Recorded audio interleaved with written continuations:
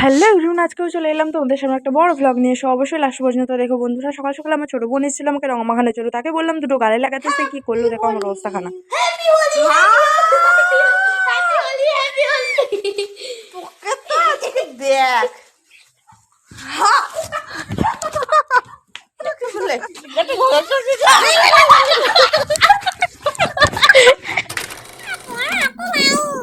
দেখ সাথে করছি আবিরে আবিরে অপেক্ষা করছে মা খাবে বলে, আর আমি এখানে।